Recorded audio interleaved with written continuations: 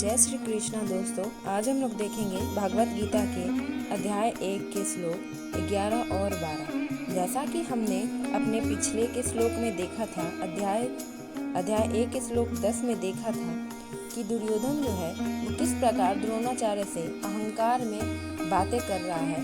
वो उन्हें कौरवों के लिए बता रहा है कि किस तरह उनका जो सेना है वो बहुत विशाल है और उनके जो नेतृत्व करता है वो स्वयं भीष्म पितामह है और उन्हें यह वरदान प्राप्त है कि वह अपने मृत्यु का समय खुद निर्धारित कर सकते हैं। अर्थात वो ये सोच रहा है कि अगर भीष्म पितामह खुद उनके तरफ से युद्ध कर रहे हैं, नेतृत्व कर रहे हैं, तो जरूर कौरव ही जीतेंगे। आइए हम लोग देखते हैं अध्याय 1 के श्लोक 11 और 12 में क्या कहा गया है। अयनेषु च सर्वेषु यथा भागम व्यवस्थिता भीष्मे भीरच्छन्तु भवन्तः सर्व एव हि तस्य संज्ञा हर्षं कुरु वृद्धः पितामहः सिंहनादं विनद्धो च शंखं दध्मो प्रतापवान।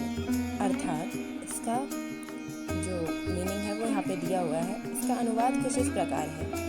अतः अब मैं कौरव सेना के सभी सेनापतियों से आह्वान करता हूँ कि वे पितामह भीष्म को पूर्ण सहयोग दे तथा अपनी अपनी रणनीतिक सीमाओं की रक्षा करें। तत्पश्चात कुरु वंश के महापुरुष यशस्वी कुल पितामह भीष्म ने सिंह के समान गर्जना की और बहुत जोर से शंख बजाया, जिससे दुर्योधन प्रसन्न हो गया।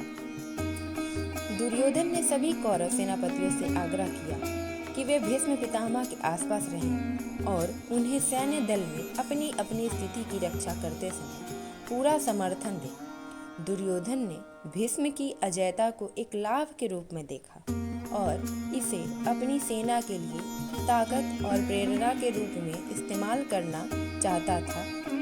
भीष्म भी जानते थे कि दुर्योधन के पास जीतने का कोई मौका नहीं है, क्योंकि भगवान श्री कृष्ण जो है वो स्वयं पांडवों के तरफ है, वो स्वयं पांडवों के तरफ से युद्ध लड़ रहे हैं। हालांकि उन्होंने अपने पोते की चिंता को समझा और उसे खुश करने के लिए उन्होंने जोर से शंख बजाया।